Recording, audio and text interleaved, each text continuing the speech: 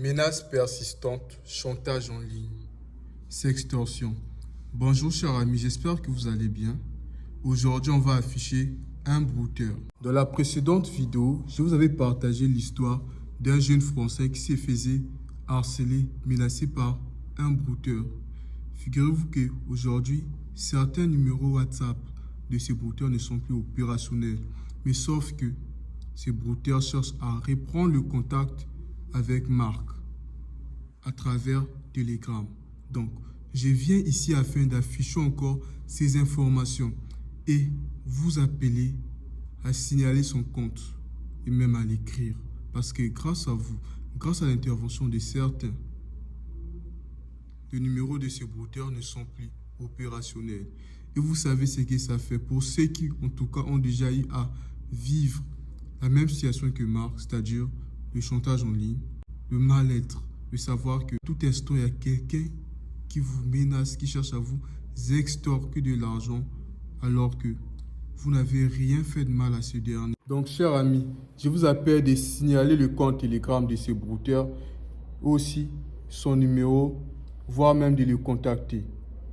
Parce que vous le savez, pour ceux qui ont déjà été victimes d'un chantage en ligne, ce que ça fait de traverser cette situation, de vivre cela émotionnellement et mentalement, c'est presque invisible tous les jours de recevoir le message d'une personne sur qui on a mis la confiance, au final, qu'on ne connaît pas, qui nous menace du jour au lendemain, sans cesse.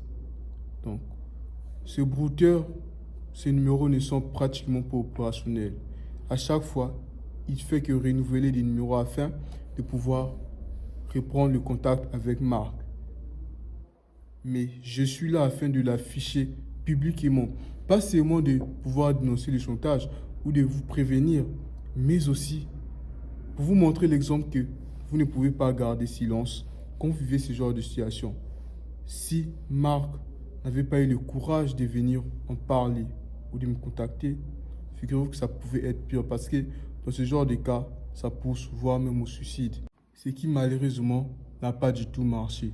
Et croyez-moi sur parole, quand vous êtes victime d'un chantage en ligne et que le maître chanteur vous demande d'envoyer de l'argent, même si vous le faites, il ne va jamais cesser les chantages.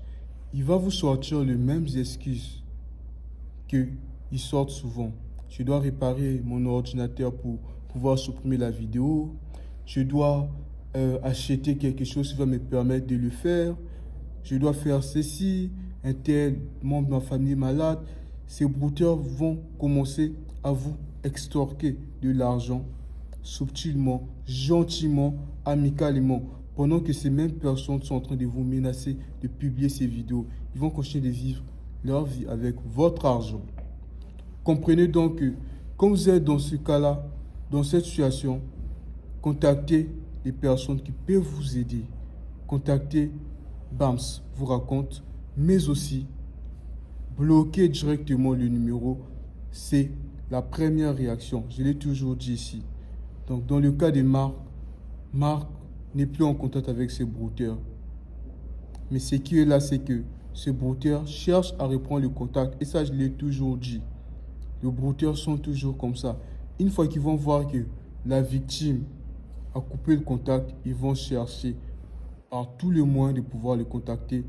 Tant qu'ils vont sortir, ils vont voir, remarquer que la victime est toujours opérationnelle sur les réseaux. Et le conseil que je peux vous donner, c'est quand vous arrivez à ce niveau où vous n'avez plus de contact avec le brouteur, faites-vous rare sur les réseaux.